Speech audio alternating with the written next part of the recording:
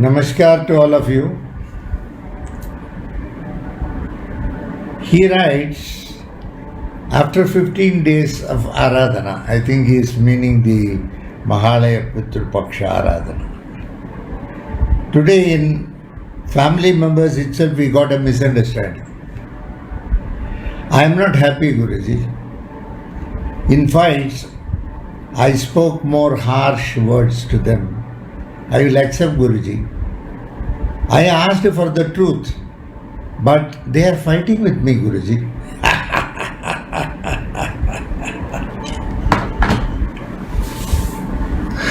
After Malaya Paksha Aradhana, there is a fight among the family members. If something happens during Malaya Paksha Aradhana or immediately after Malaya Paksha Aradhana, the Aradhana was not properly done. First, please note, if Aradhana would have been properly done, there will be never a misunderstanding, leave alone during the Aradhana or after the Aradhana. Not just immediately, even after that. So first thing you have to watch is your Aradhana, was it alright or not? You have to check with an expert. I am not an expert. You check with somebody who is knowledgeable. Speaking harsh words is not acceptable. You may be correct because, please remember, truth has got three sides. One is their side of truth. Two is your side of truth. Third is the real truth. For everybody it looks like we are speaking truth. But it may be totally falsified one. It may not be truth at all in the first place. So, whatever you imagine cannot become truth. What is truth is probably known only to the Lord. So, you can have some disagreements will be there. After all, in family, you cannot expect everybody to voice a same opinion. Everybody has got their own way of looking at things. And they will automatically, their way will be according to what they believe. They have according to this all, they belong to some, they have some belief. And they feel that is true. So what is truth, nobody knows. You may call yourself as the right side, they will say their side as the right side. It's just like a blind man touching an elephant. Some 6 blind men touching the elephant. One says, no, elephant looks rough. One says it's very big. He will be touching the leg and saying it's big. Somebody will touch the trunk and say it is that. Somebody will touch the ear and say it is that. So it is all your own. But everything put together is truth. So what you speak also may not be true. It need not be true. It is always it is debatable. One has to go into various aspects. So many things are there. It needs to be discussed threadbare. And you need an independent judge to say which is truth. You cannot say I am speaking truth. What I say is truth. Or they cannot say what they say is truth. You need an independent person who will sit, analyze what you people say, what are the evidences you are giving to substantiate it, and then the truth emerges. That is what happens in the court. There is a judge. Judge is always impartial. Okay. The prosecution will be partial, the defense will be partial, but the judge will be always impartial. He will go through everything and then say, yes, this is what. Okay. So, please remember, you can't claim what you say that is the truth. And first of all, talking harsh now. That is not acceptable. You have to probably better concentrate. You are talking harsh because they are not accepting you. Why should they accept you? They need not accept you. They have got their side. Anger is coming to you because they are not accepting what you are saying. That is why anger comes. Why you speak harsh? It is because of anger. Because you feel what you speak is only truth and they are not agreeing to that. They need not agree. Why should they agree? They will not agree. So there is a lot of imbalance. Once you go into anger and emotions are exhibited in a very rebellious way, you are totally imbalanced. You are not a person at that particular point of time who can be calmed down or cooled down with any amount of reasoning or anything like that. Because everything is blinded for you. Because you want them to accept what you say. They need not accept. So you cannot be angry. You must have patience to hear to the other side. If you have something better to offer, you should offer it very gently and it should be placed across in a very normal manner. In a very normal way, this is like this, this is like this, like that, it has to be told. They accept, they don't accept, yes, always know if they don't accept, yes, there may be some elderly person in your family to whom you can all go sit and discuss, and whatever he says finally, that can be accepted as the right way of looking at things, or that may be the truth really. So there must be somebody impartial in the family. Some elders will be there, some balanced elders will be there in every family who will help you out of the problem. So just because somebody is not accepting, no, that is not right. You may have to prune down your behavior, and probably if I am there in your position, if I had committed such a thing, I would readily go and apologize to that person.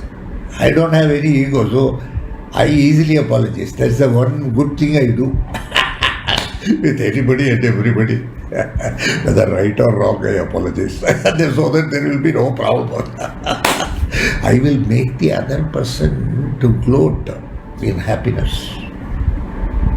So what I should do is simply, you do something. Okay. And you do something where he looks at you mean. That's all. You can always say, sir, I don't know. I am a person without knowledge.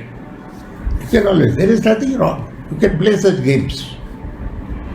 There is no necessity for us to take a certificate from others that we are superior or good. Suppose you are superior and the other person is inferior, and you want a certificate from that person who is an inferior person. Why do you need a certificate from an inferior person when you are already superior? Sometimes in the interview, what they will do, there will be totally about some 5 questions or 10 questions. Out of 10 questions, there will be 2 questions which the interviewers themselves do not know. They will keep on asking that question to every person in that interview. If somebody answers what they do not know, and that somewhat tallies with the logic what they have got, they will immediately give the employment for that person. He will say, you have done very well, it is superb. He will be congratulating you. As far as those 2 questions are concerned, the interviewer is an idiot. He doesn't know anything. An idiot is congratulating that you are very wise. Then who is the real idiot? Is it not? Just think about it. When you are longing for compliments, when you want somebody to say that you are the best, and that person, then he is not that good, and he certifies you are the best. He is not that good and he certifies. Then who is the real fool? Understood? So you have to go to an independent person who is balanced on both sides, and the problems can be expressed and the elder can solve it. But speaking harsh is not acceptable. In fact, In Shastras what we say, Satyam Bruyat, Priyam Bruyat, Satyam Apriyam na Bruyat, Priyam Chana Anrudam Bruyat. Speak truth. Speak truth sweetly. If truth is harsh, don't speak. Just because it is sweet, don't tell a lie. You see, beautiful. So you should keep this always in mind and be very alert. Very alert. In fact, while speaking truth, we have to be more alert. Have you understood? I used to tell one more thing also. For a person who speaks lies, he needs a good memory. For a person who speaks truth, no memory is needed at any point of time. If you take me, I speak a lot of lies. I don't have good memory. I will get caught. You understood? Anybody who speaks truth doesn't need a good memory. All the parents are asking that their kids should have good memory. Yes, that is there. Probably that is their problem. That is one. Then one more question is there. This is from Manikandan of Madurai. He writes, Dear Master, pranams, lots of love for you.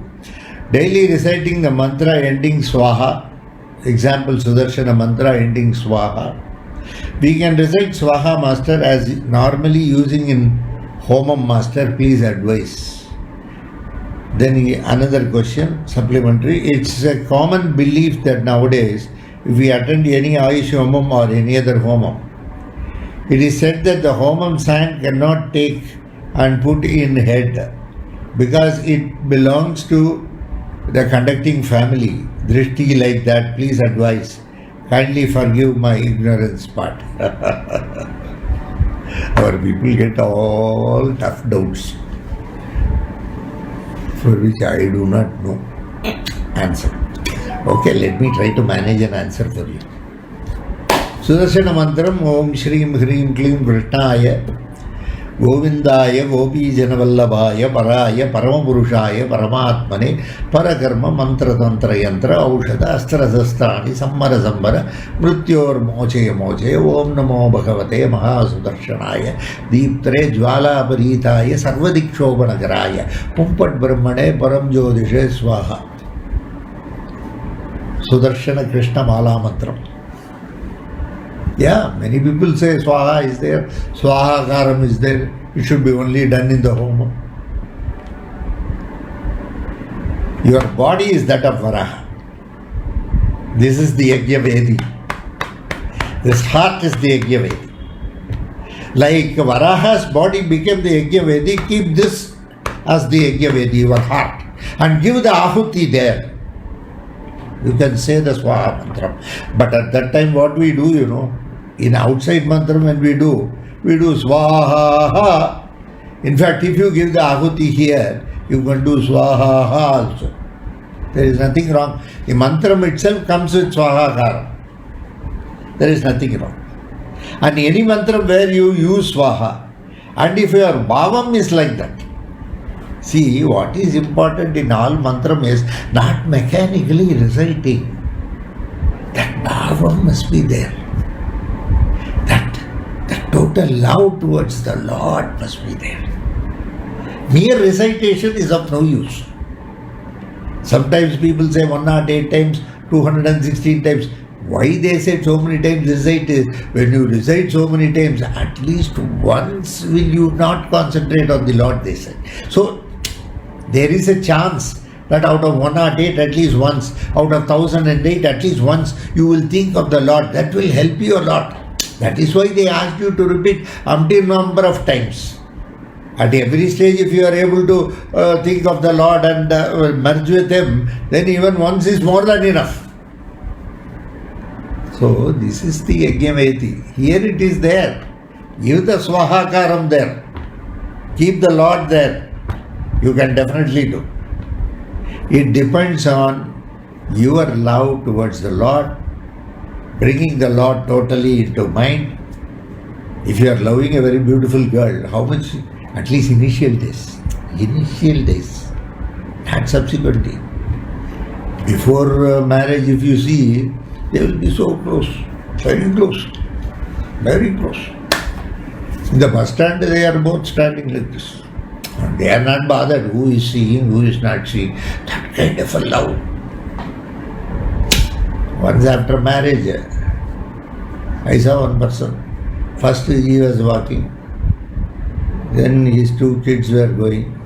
Then his wife was coming behind. It looked like a railway train, like engine. That last one is guard. In the middle, some compartment. Once it becomes a family, that love has gone.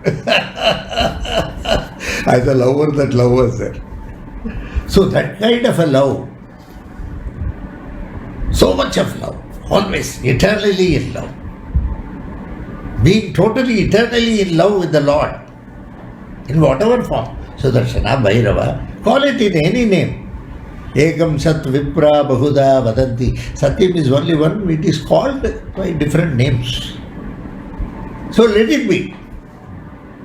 So with that, if you recite the mantra, no problem.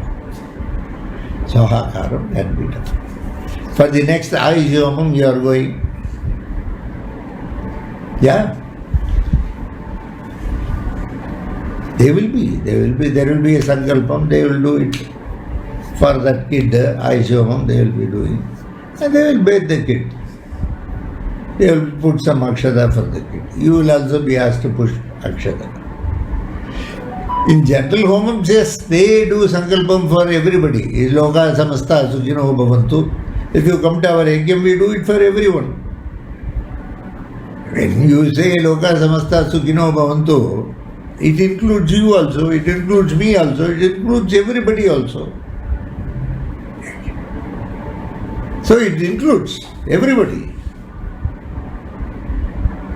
So you are also included, so there is nothing wrong. Probably somewhere they make a particular sankalpam only for that kid. Only that kid will be probably, they will be blessing the kid. They will give you some akshata, they will ask you also to put some on the kid. Maybe in particular circumstances, individually a person is doing for himself or herself. Yeah, it is only intended for the person. Nobody is going to sprinkle that water on you. Have you understood? So be guided accordingly. God bless you all. Thank you so much.